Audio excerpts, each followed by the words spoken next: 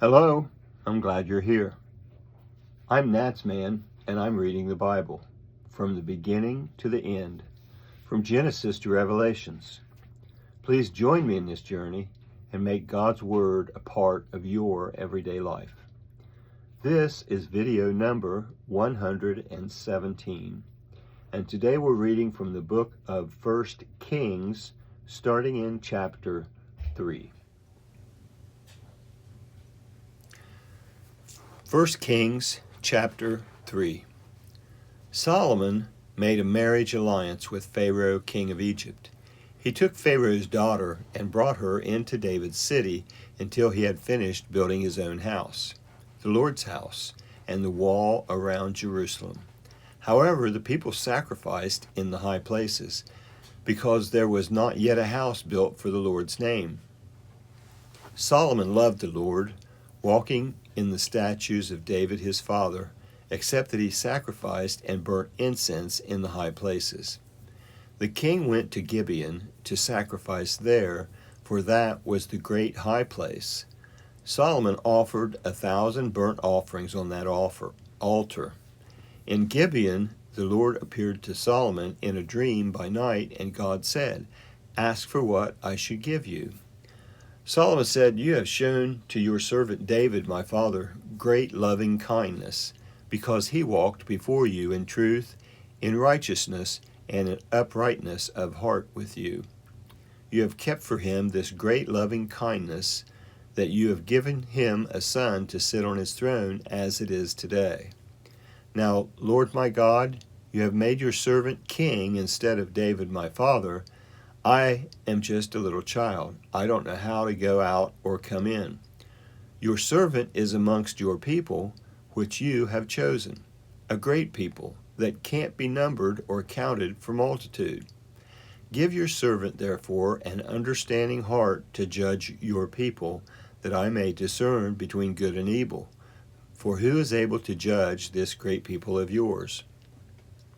This request pleased the Lord, that Solomon had asked this thing, and God said to him, "Because you have asked this thing, and have not asked for yourself long life, nor have you asked riches for yourself, nor have you asked for the life of your enemies, but have asked for yourself understanding to discern justice, behold, I have done according to your word.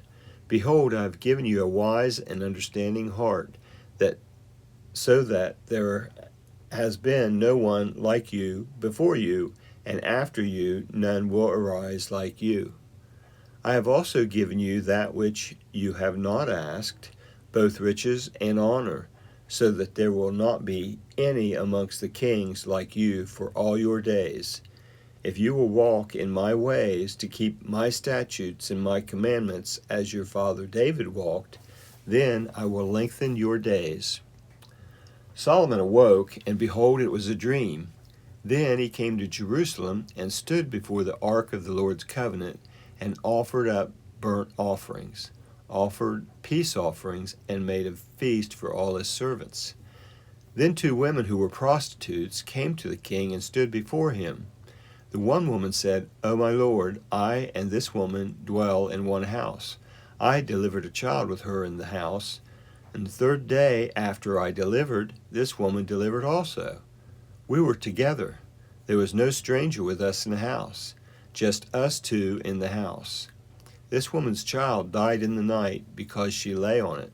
She arose at midnight and took my son from beside me while your servant slept, and laid it in her bosom, and laid her dead child in my bosom. When I arose in the morning to nurse my child, behold, he was dead. But when I had looked at him in the morning, behold, it was not my son whom I bore." The other woman said, "No, but the living one is my son, and the dead one is your son." The first one said, "No, but the dead one is your son, and the living one is my son." They argued like this before the king. Then the king said, "One says, 'This is my son who lives, and your son is the dead one.' And the other says, 'No, but your son is the dead one, and my son is the living one.'" The king said, "Get me a sword." So they brought a sword before the king. The king said, "Divide the living child in two, and give half to the one and half to the other." Then the woman whose the living child was spoke to the king, for her heart yearned over her son, and she said, "O my lord, give her the living child, and in no way kill him."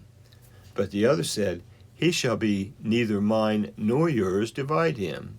Then the king answered, "Give the first woman the living child, and definitely do not kill him. She is his mother."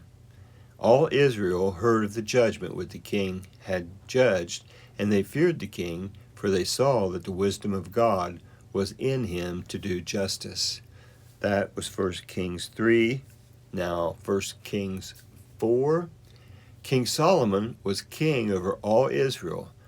These were the princes whom he had: Azariah, the son of Zadok, the priest; Elihoreph and Elijah, the sons of Shisha, scribes; Jehoshaphat, the son of Ahulad, the recorder; Benaiah, the son of Jehoiada, was over the army; Zadok and Abiathar were priests; Azariah, the son of Nathan, was over the officers; Zabud, the son of Nathan, was chief minister, the king's friend; Ahishar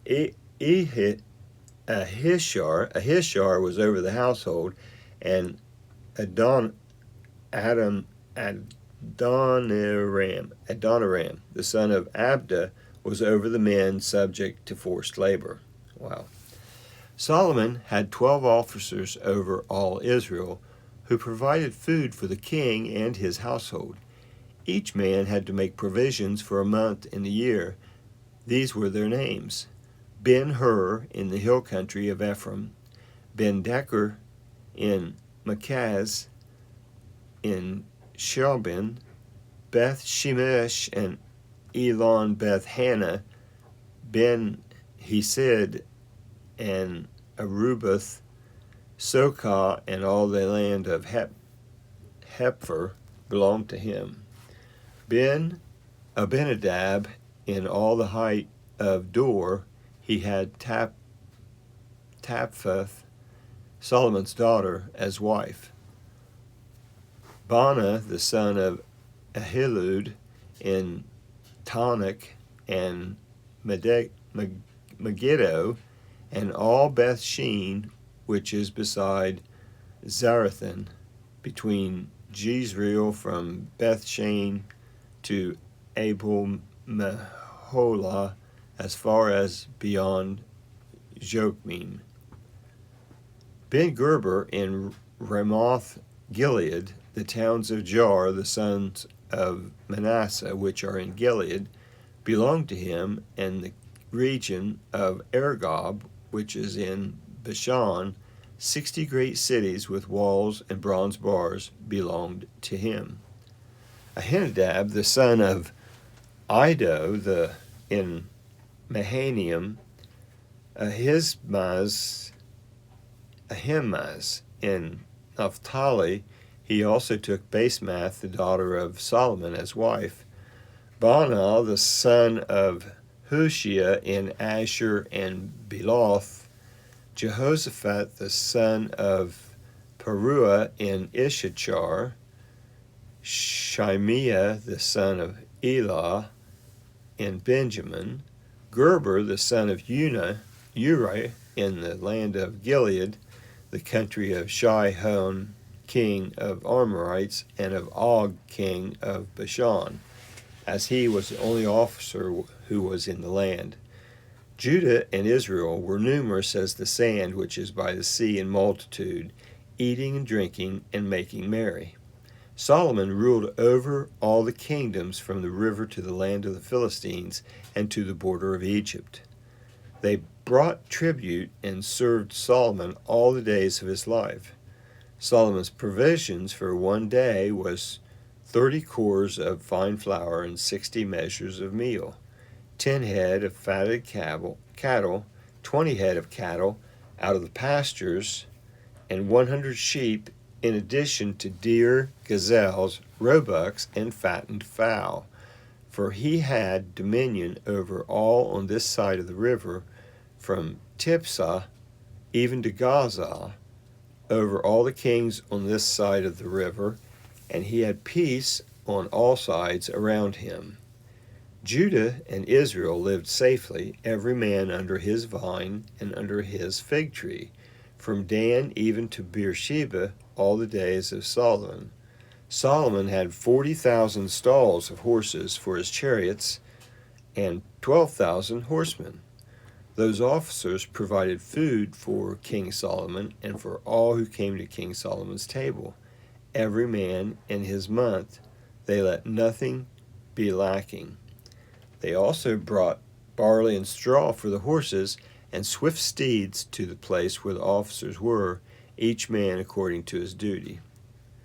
God gave Solomon abundant wisdom, understanding, and breadth of mind like the sand that is in the seashore.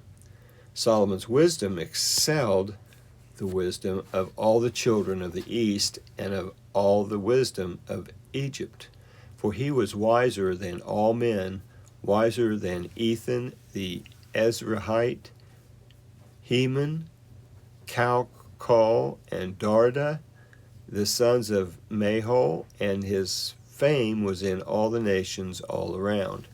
He spoke 3,000 proverbs, and his songs numbered 1,005. He spoke of trees from the cedar that is in Lebanon even to the hyssop that grows out of the wall. He also spoke of animals and of birds, of creeping things, and of fish. People of all nations came to hear the wisdom of Solomon, sent by all kings of the earth who had heard of his wisdom. That is the end of 1 Kings 4 and the end of this video. That was the book of 1 Kings, chapters 3 and 4, on video number 117. I'd like to thank you for joining me in this project, this endeavor to read the entire Bible. I hope you enjoy listening to it as much as I enjoy reading it. Please feel free to comment if you'd like, and also please subscribe and give this a thumbs up if you enjoyed it. If this is your first visit to NatsMan Reads the Bible, I leave a link in the description to the intro video that explains what we're working to accomplish here. I hope you come back for the next video, and until then, thank you. I hope you have a blessed day. I'm NatsMan, and I'm out.